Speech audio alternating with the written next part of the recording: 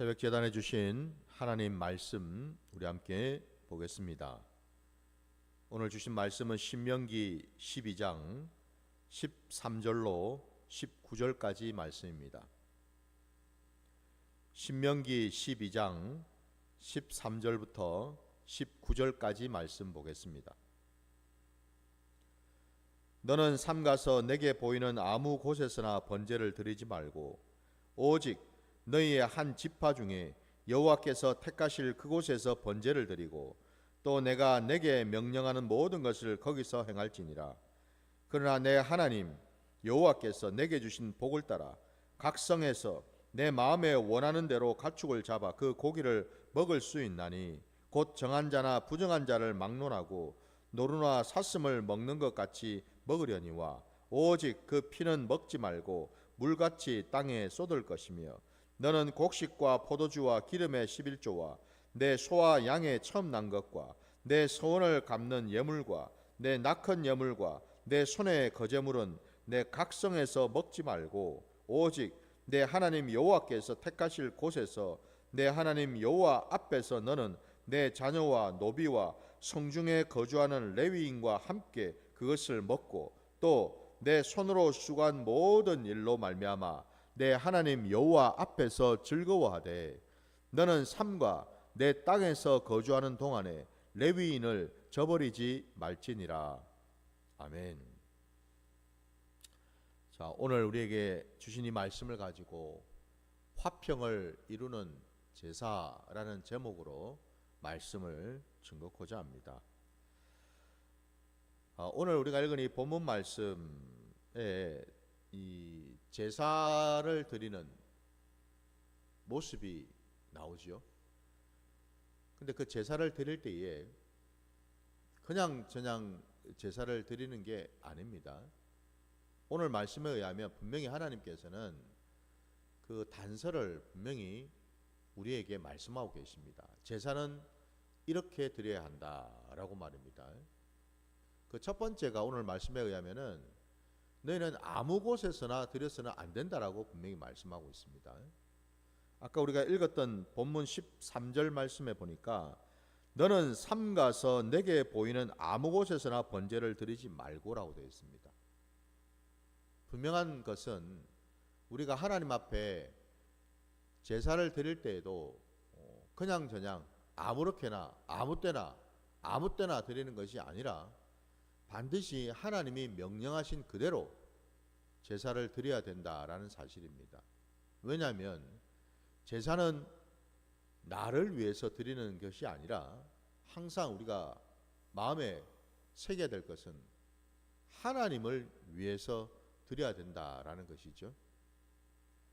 제사를 받으시는, 예배를 받으시는 주체는 내가 아니라 하나님이심을 기억하시기 바랍니다.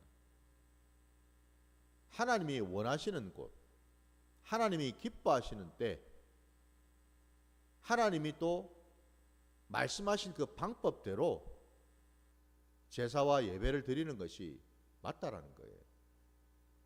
그러니까 구약에서는 제사이고 신약에서는 우리가 이제 드리는 예배이지 않습니까?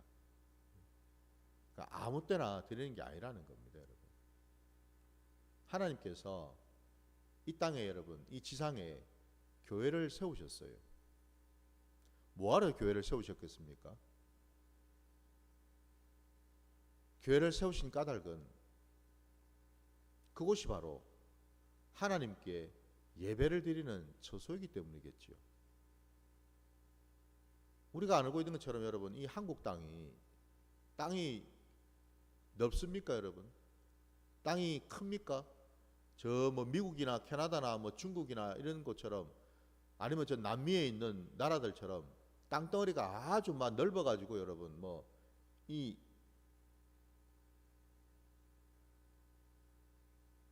많은 것들을 할 수 있는 그런 상황이 아니지요. 땅이 얼마나 좁습니까, 여러분? 이 좁은 땅에 여러분도 아시는 것처럼 교회들이 얼마나 많습니까, 여러분? 이 좁은 땅에, 이 비싼 땅에 하나님께서 교회를 두신 까닭은 딱 하나지요. 우리로 하여금 하나님을 믿고 따르는 자들로 하여금 예배를 받으시기 위함인 줄 믿습니다. 바로 그 점에서 여러분 분명히 우리가 기억해야 될 것은 예배는 아무렇게나 아무 곳에서나 드리는 것이 아니라 하나님이 정하신 곳, 하나님의 마음이 있고 하나님의 손이 있고 하나님의 눈이 거하시는 그곳, 거기에서 우리는 예배를 드리는 공동체가 되어야 될 줄 믿습니다. 뿐만 아니라 여러분, 오늘 우리가 읽은 이 본문 말씀에 우리 하나님께서는요 16절 말씀을 또 보게 되면은 오직 그 피는 먹지 말고 물같이 땅에 쏟을 것이며 라고 말씀하고 있습니다. 피의 제사를 올려드릴 때에 반드시 우리가 또한 기억해야 될 것은 제사를 드리고 나서 그 제물을 하나님께 올려드리고 난 후에 남는 그 제물을 먹을 때에 반드시 피를 함께 먹어서는 안 된다라고 말씀하고 있습니다. 그렇죠? 이 피에 대한 제사는 내일 이 뒤에 나오는 이 본문에 좀 더 상세하게 나오기 때문에 내일 말씀드리겠습니다. 중요한 것은 여러분 16절 말씀처럼 피는 먹지 말고 물같이 땅에 쏟을 것이며 라는 이 말씀이 곧 진리의 말씀이고 생명의 말씀인 하나님의 명령인 줄 믿습니다. 그러니까 이 말씀을 우리가 지키는 것이 중요하겠지요. 더 나아가서 하나님은 또 말씀하십니다. 오늘 이 제사는 그 전체 내용을 보게 되면은 여러 가지 어떤 그런 제사의 어떤 예법이나 제사의 종류가 있는데 그 가운데서도 특별히 오늘 말씀에는 이 화목제와 관련된 내용으로 많이 채워져 있다라는 것을 보게 됩니다. 왜냐하면은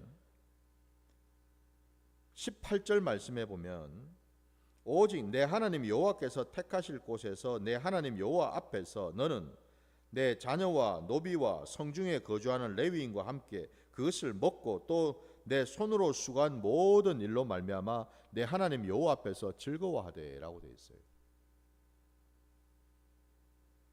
하나님께 올려드리는 여러 제사들이 있지만 특별히 이 화목제는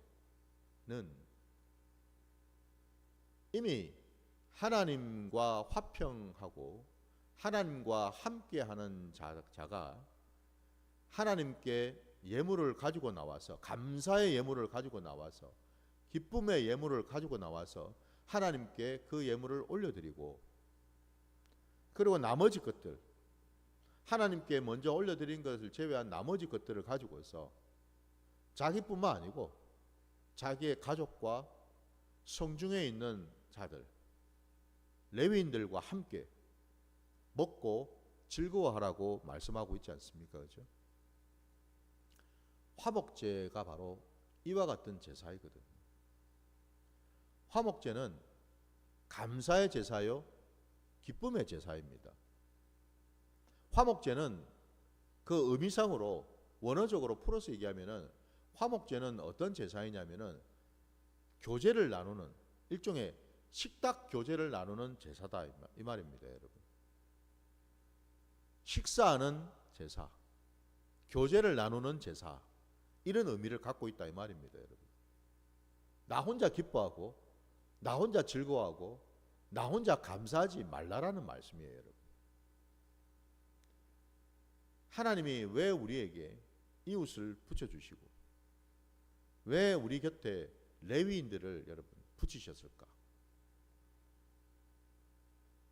함께 기뻐하고 함께 감사하고 함께 예배드리고 함께 중보하라는 뜻이죠, 여러분.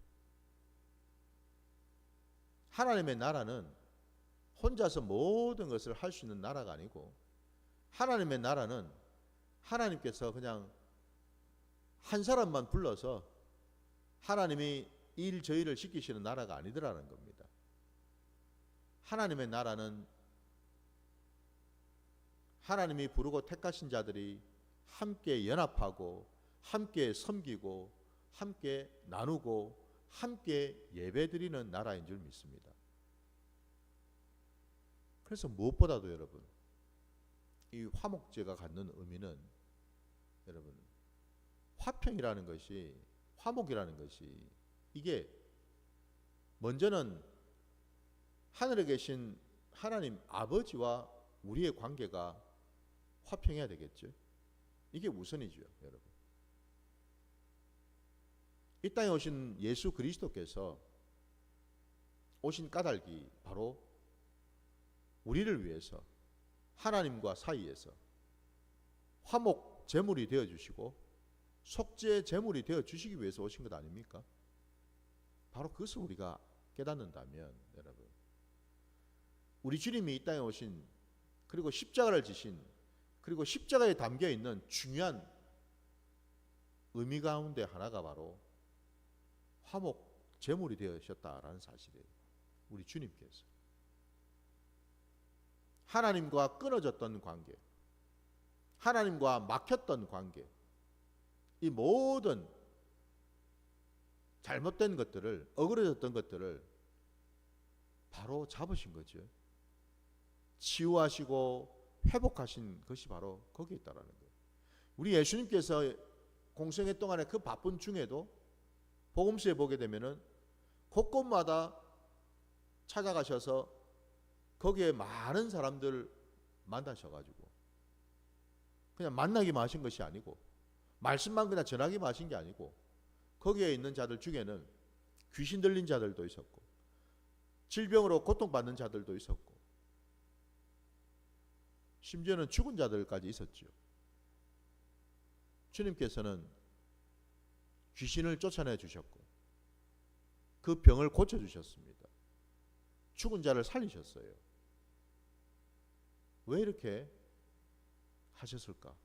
단순히 사람들 앞에서 놀라운 어떤 기적을, 표적을 보여주셔서 저들로 하여금 하나님이, 우리 주님이 어떤 분이신지를 나타내기 위함이었을까? 맞죠, 그것도. 근데 우리가 분명히 놓쳐서는 안 되는 또 하나 중요한 사실은, 우리 주님이 그 바쁜 중에도 그와 같은 많은 일들을 감당하신 까닭은 딱 하나입니다. 귀신 들린 자들, 질병으로 고통받는 자들, 죽은 자들은 다 공통점이 뭐겠습니까? 그들은 다 하나님으로부터 멀어져 있거나 소외되거나 끊어져 있거나 막혀 있었던 자들이었다라는 거예요. 관계가 말입니다.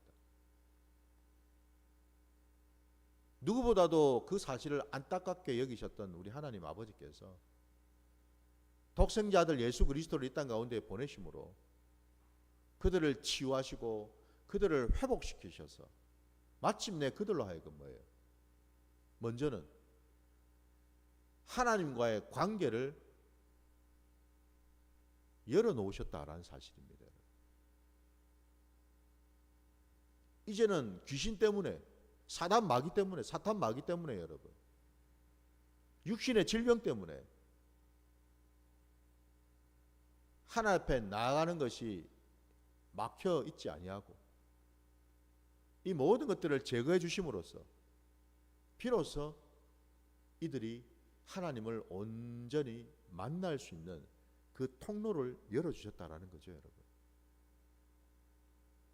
이게 바로 참 화평이라는 겁니다, 여러분. 우리 주님이 십자가를 통해서 이루어주신 화평, 이게 진짜 화평이라는 거죠. 하나님과의 관계가 막혔던 것들이 뚫어지고 열릴 때에 비로소 우리는 사람들과의 관계도 열린다는 사실입니다. 항상 여러분, 우리가 이 원리를 놓쳐서는 안 된다라는 거예요.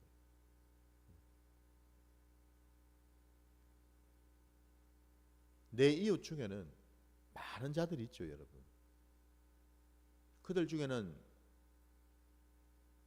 자신과 비슷한 처지에 있는 자들도 있겠지만 또한 그들 중에는 가난하고 연약한 자들도 있겠지요. 오늘 본문에는 여러분 내 자녀도 있고 노비도 있고 성중에 거주하는 레위인도 있다고 말씀하고 있습니다. 그래서 여러분 19절 말씀에 너는 삼가 내 땅에 거주하는 동안에 레위인을 저버리지 말지니라 라고까지 강조를 하고 있어요. 레위인들은 어떤 자들이에요? 그들은 다른 지파와 달리 나머지 다른 이스라엘의 그 11지파와 달리 하나님이 그들에게 따로 주신 기업이 없죠. 그죠? 분깃이 없어요. 하나님이 그들의 분깃이 되고 기업이 되신다고 말씀하시죠. 왜요? 하나님은 그 레위인들을 대속물로 받으셨기 때문에 그렇죠. 하나님의 소유가 되게 하셨다라는 겁니다. 하나님의 소유로 그 레위인을 받음으로써 나머지 11지파의 모든 죄를 사하셨다라는 거죠, 여러분. 한마디로 레위인들은 누구인가? 이스라엘의 그 11지파에게 허락하신 하나님의 선물이었다라는 겁니다. 그래서 그 레위인들과 함께하고 그들을 기억하라고 말씀하시는 거예요. 여러분.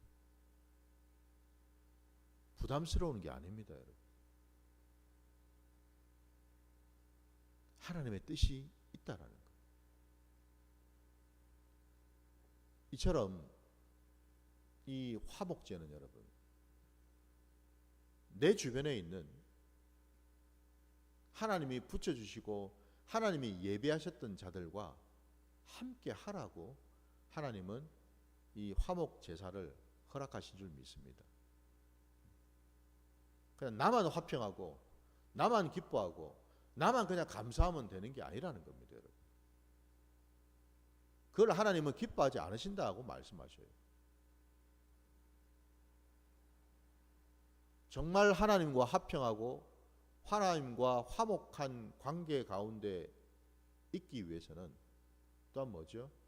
이 땅에서 하나님이 예비하시고 붙여주신 자들과도 화평할 수 있어야 된다는 사실. 하나님과만 화평하고 내 이웃과는 화평하지 않아도 된다라는 게 아니더라 이 말입니다, 여러분. 하나님과 화평한 자는 이웃과도 화평할 수가 있어요. 근데 이웃과 화평하지 않다, 내가 누군가와 화평치가 않다, 그 말인즉슨 지금 하나님과의 관계가 막혀있다는 뜻입니다. 이 사실을 기억해야 되는 줄 믿습니다. 우리 주님이 말씀하셨잖아요. 화평케 하는 자는 복이 있나니 그들이 어떻게 일컬음을 받는다 했습니까? 하나님의 아들이라는 일컬음을 받을 것이다 말씀하셨어요. 놀랍지 않습니까, 여러분?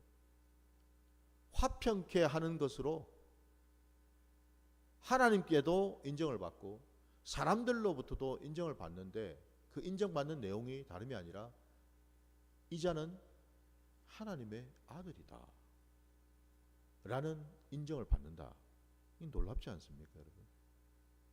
하나님의 아들 곧 하나님의 나라의 백성이요 하나님의 자녀가 되는 거죠. 그죠? 그는 분명히 하나님의 아들이기 때문에 아들이라 일컬음을 받았기 때문에 그의 이름은 하나님의 생명책에 기록되어 있겠지요. 그러니 여러분 보십시오. 이 화평이라는 것이 얼마나 중요한지. 화평을 이룬다라는 것이 하나님의 놀라운 복이라는 겁니다, 여러분. 복이. 혹여라도 저도 여러분도 우리가 오늘 말씀을 바꿔서 우리 심령에 생각할 때에 내 마음에 뭔가 좀 꺼림칙하고 찜찜하고 불편하고 뭔가 관계가 좋지 않은 그런 이웃이 생각이 난다면 빨리 화평하시기를 주의 이름으로 축원합니다. 그래야지만 하나님과의 관계도 온전해질 수 있고 화평케 되는 줄 믿습니다. 이 원리를 여러분 항상 우리가 기억해야 됩니다. 이 원리가 무슨 원리인데요? 바로 십자가의 원리라는 겁니다. 십자가는 우리가 아는 대로 그죠? 세로축이 있고 가로축이 있잖아요. 그죠? 바로 그 원리입니다, 여러분. 항상 내 삶의 자리에서 우리가 신앙생활을 할 때에 이 십자가의 원리를 적용해야 되는 줄 믿습니다. 더 나아가서 여러분, 오늘 이 화목제와 관련해서 이 화목, 이 화평을 이루기 위해서 또 필요한 것이 뭘까? 말씀을 여러분 묵상하다가 제게 깨닫게 주신 것이 창세기 여러분 32장에 보게 되면은 거기 어떤 내용이 나오냐면 야곱이 형 에서를 이제 만나기 전에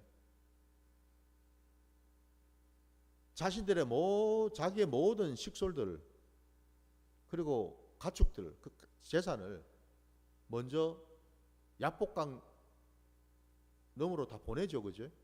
보냅니다. 자기 혼자 그 야복강 그 강가에 남았어요. 밤이 맞도록 하나님이 보내신 천사와 씨름하는 내용이 나오죠. 그죠?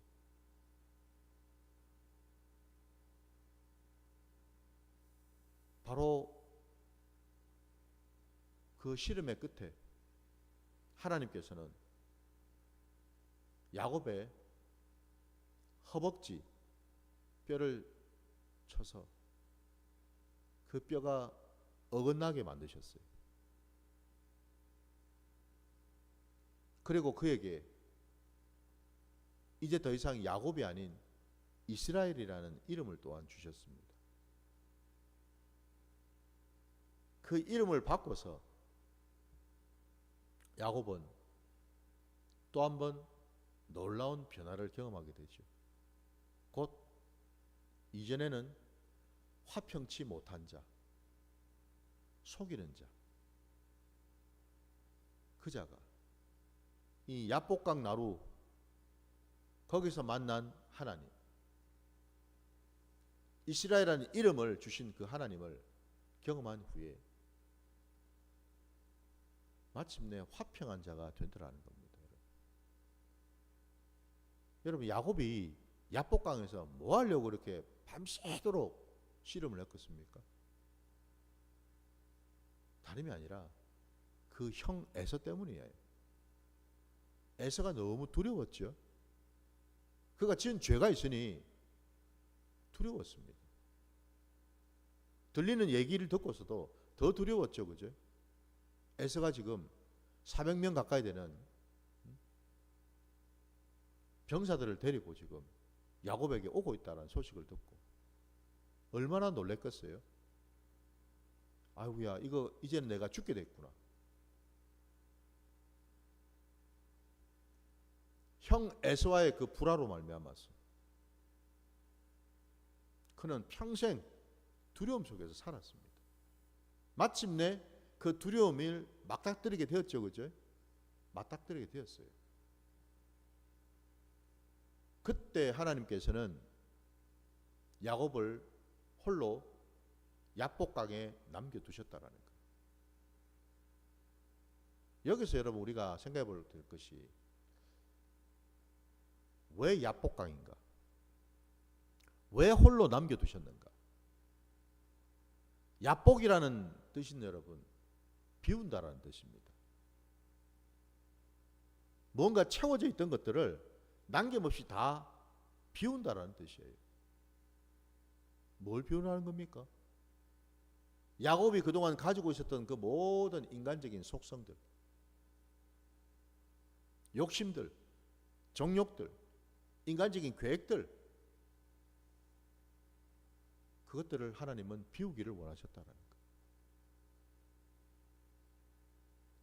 왜 홀로 남겨두셨나요?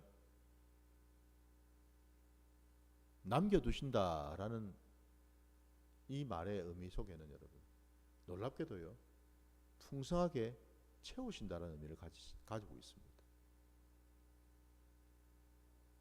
비워야 채워주신다라는 뜻이죠. 비우지 않고는 결코 채울 수가 없다라는 겁니다. 여러분. 하나님의 것으로. 하나님의 것은 거룩하기 때문에 내 안에 채워져 있는 그 더럽고 추하고 악한 것들이 있을 때는 들어갈 수가 없다라는 겁니다. 이게 만약에 들어간다면 여러분 변질이 될 수밖에 없겠죠, 그죠? 엉망진창이 되겠죠. 뒤죽박죽 섞여서. 그래서 여러분 사람이 때로 변질이 되고 왜곡되고 때로는 여러분 악해지는 이유가 바로 거기에 있다라는 거예요. 내 안에 있는 것들을 날마다 비우는 작업을 해야지만 되는데, 그래야지만 비로소 하나님 것을 채워서 하나님 것을 채운다라는 건 뭘 말하겠습니까? 하나님과 화평한 관계를 비로소 맺는다라는 뜻이에요. 믿으십니까? 그러기 전까지는 여러분 우리는 하나님과 온전한 화평을 이룰 수가 없다라는 뜻입니다. 결국 하나님은 야곱의 그 환도뼈를, 그 허벅지에 그 뼈를 치심으로 그는 다리를 저는 자가 되었어요. 육신의 그 다리를 치심으로 그는 하나님 앞에 새로운 사람으로 거듭나게 되었다라는 겁니다. 이제 그의 이름은 더 이상 야곱이 아니라 이스라엘이 되었어요. 그 이스라엘이라는 이름을 받은 야곱이 그 야복강에서 어떤 고백을 합니까?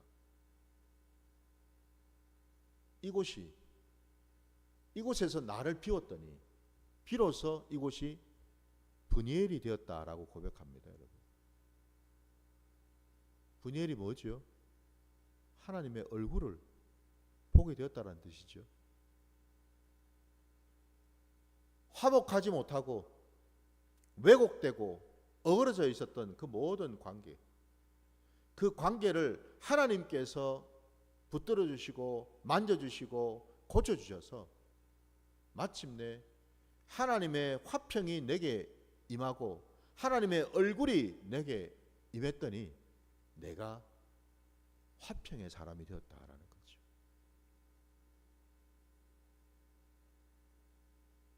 그래서 그가 고백합니다. 하나님을 고백하지요. 하나님은 엘로헤 이스라엘이라고요. 하나님은 어느 누구의 하나님이 아니라 바로 이스라엘의 하나님이십니다라고 고백하는 거예요. 나의 하나님.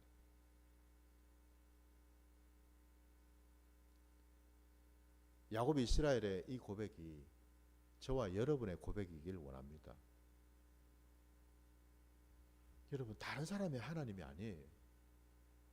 나의 하나님을 만나야지요. 나의 하나님이 되셔야지요. 나의 하나님을 경험해야죠. 내가 너의 하나님 맨날 쳐다보고 너의 하나님 얘기 듣고 그게 한순간에 조금은 여러분 도움이 될지 몰라도 궁극적으로 여러분 그건 아무 상관이 없습니다. 아니 여러분, 다른 사람이 화평하고 다른 사람이 잘 지내는 것이 나하고 뭔 상관이 있어요? 솔직히 내가 화평해야죠. 그렇지 않습니까? 내 마음이 지금 지옥 같은데 너미 여러분 천국에 사는 게 뭔 의미가 있어요? 내가 천국에 있어야지. 그 천국을 우리가 누리려면은 첫째는 하나님과 화평하기 위해서 나를 비워야 될 줄 믿습니다. 이게 원리입니다. 정말 화평하기를 원하십니까? 하나님과 화평하기를 원하셔요? 하나님의 기도, 내가 하나님께 올려드린 기도가 정말 응답받기를 원하십니까? 그러면 먼저 해야 될 것이 나를 비워야 된다라는 겁니다. 무엇이 채워져 있는지 알아야 되겠죠, 그죠? 무엇이 채워져 있길래 하나님의 은혜가, 하나님의 그 화평이 내게 부어지지 못하고 있는가? 이걸 깨달아야죠. 비울 수 있도록 하나님께 기도하시기 바랍니다. 무엇 때문에 내가 지금 막혀 있는지 기도해야죠. 그래서 야곱이 이스라엘이 되었던 것처럼 나를 비우고 비운 그 자리에 하나님의 은혜와 하나님의 능력으로 채우시기 바랍니다. 그럴 때 우리는 여러분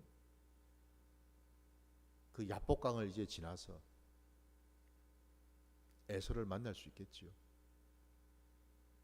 그 에서가 다름이 아니라 여러분 나의 두려움입니다. 나의 불안이에요. 나의 염려거리입니다, 여러분. 내게 그 에서에 해당되는 것이 뭐가 있습니까? 한번 생각해 보십시오.